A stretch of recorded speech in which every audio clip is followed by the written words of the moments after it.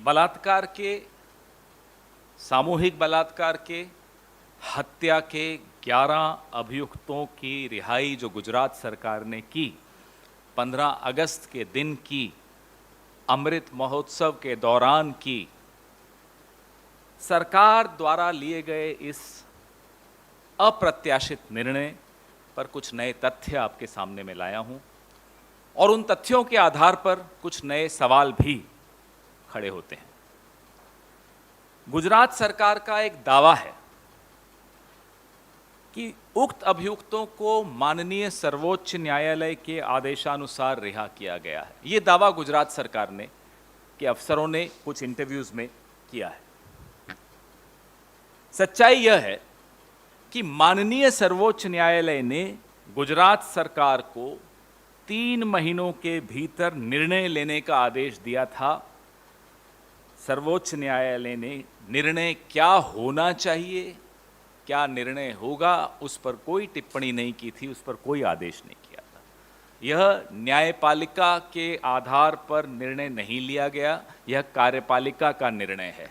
This is an executive decision, not a judicial decision. ये बात हमें स्पष्ट तौर पे समझनी होगी, क्योंकि बार बार हमें भटकाया जाता है, लोगों को मूर्ख बनाने की कोशिश की जा रही है कि सर्वोच्च न्यायालय का आदेश था साहब इसलिए कर दिया। तथ्य नंबर 2, गुजरात सरकार के अनुसार रिहाई का निर्णय 1992 की जो क्षमादान की नीति है और रिहाई की नीति है, रेमिशन की जो नीति है, उसके आधार पर लिया गया। अब इस पर आते हैं। 1992 की जो रेमिशन की नीति है, आप या मैं, कोई भी आज गुजरात सरकार की वेबसाइट पे जाकर ढूंढ के बता दे, मैं मान जाऊं। 1992 की नीति आपको वेबसाइट पर नहीं मिलती। आरटीआई के सेक्शन 4 के अनुसार ये तमाम नीतियां वेबसाइट पे होनी चाहिए। क्यों नहीं है? इसलिए नहीं है, और ये बहुत चौंकाने वाला तथ्य है कि यह नीति, जिस नीति के पीछे छिपकर गुजरात सरकार कह रही है हमने इन 11 बलात्कारियों को रिहाई का आदेश दिया, 1992 की वो नीति 8 मई 2013 को गुजरात सरकार द्वारा समाप्त कर दी गई थी। तब मुख्यमंत्री नरेंद्र मोदी थे। 8 मई 2013 को शासनादेश द्वारा, वो शासनादेश विनीत जी आपको शेयर कर लेंगे, शासनादेश द्वारा 8 मई 2013 को 1992 की वो नीति गुजरात सरकार ने समाप्त कर दी। तो ऐसी नीति जो है ही नहीं, उस नीति के आधार पर आप 11 बलात्कारियों को, 11 हत्यारों को क्षमादान दे देते हैं और रिहाई कर देते हैं। यह बहुत चौंकाने वाला तथ्य है। तीसरा तथ्य, कोई ऐसा अपराध जिसकी जांच किसी केंद्रीय एजेंसी ने की हो, इस प्रकरण में सीबीआई ने की थी, उसमें क्षमादान या रिहाई का निर्णय अकेले राज्य सरकार नहीं ले सकती। सीआरपीसी का 345 सेक्शन 345 ऑफ सीआरपीसी के तहत राज्य सरकार को केंद्र सरकार की अनुमति लेनी होती है कोई क्षमादान करने के लिए या कोई रिहाई करने के लिए। मैं आपको उदाहरण देता हूं। तमिलनाडु की तत्कालीन मुख्यमंत्री स्वर्गीय सुश्री जयललिता ने स्वर्गीय राजीव गांधी जी के हत्यारों को इसी तरह की एक रेमिशन दी थी, क्षमादान दिया था। सुप्रीम कोर्ट ने तब यह आदेश जारी किया था, आदेश दिया था कि इसमें केंद्रीय जांच एजेंसी ने इस प्रकरण की जांच की थी, अकेले राज्य सरकार माफी नहीं दे सकती, क्षमादान नहीं दे सकती, रिहाई का आदेश नहीं दे सकती। CrPC section 345। हम प्रधानमंत्री से और गृह मंत्री दोनों से, दोनों गुजरात के हैं, यह जानना चाहते हैं क्या गुजरात की आपकी भारतीय जनता पार्टी सरकार ने आपसे यानी कि प्रधानमंत्री से या गृह मंत्री से अनुमति ली थी इन 11 बलात्कारियों और हत्यारों को क्षमादान देने के लिए और रिहाई करने के लिए?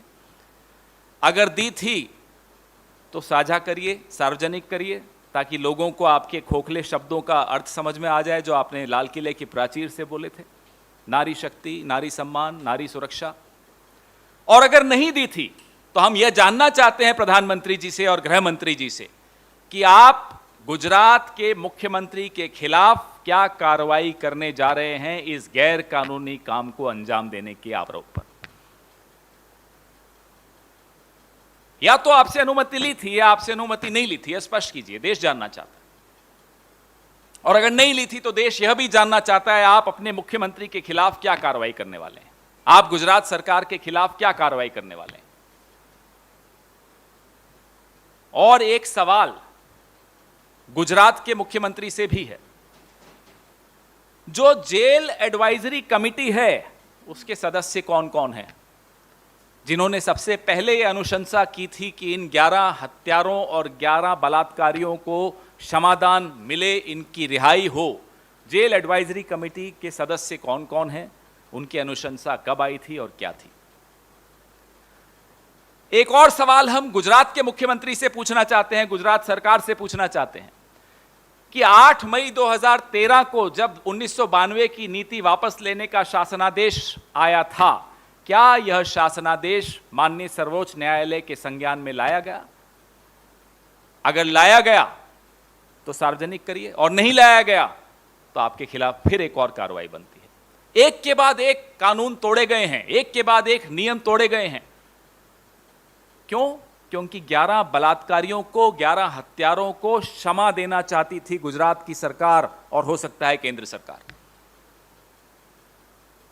और एक सवाल हम सबसे है, मीडिया से है, इस समाज से है, हम सब तमाम विपक्षी दलों से है कि जिस निर्भया के प्रकरण में पूरा समाज एक आवाज में मांग कर रहा था कि एक कठोर सजा दी जाए बलात्कारियों को, आज चुप्पी क्यों है? मीडिया में वो चुप्पी क्यों है? बाकी विपक्षी दलों में वो चुप्पी क्यों है? समाज में वो चुप्पी क्यों है? अगर इस सवाल का जवाब हम लोगों ने आज नहीं मांगा एक दूसरे से,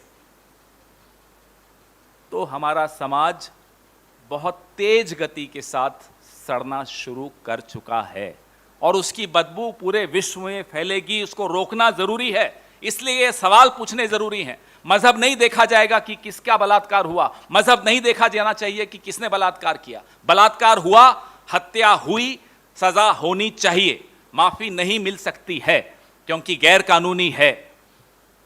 यह महत्वपूर्ण सवाल है, महत्वपूर्ण मुद्दे हैं। आज जो भी मजहब देखकर चुप हैं, वो प्रधानमंत्री हो, कोई और विपक्षी दल हो, संविधान पढ़ लीजिए। यह देश संविधान पे चलता है, सरकारें संविधान पे चलती हैं, सरकारें जाति और मजहब देखकर नहीं चलती।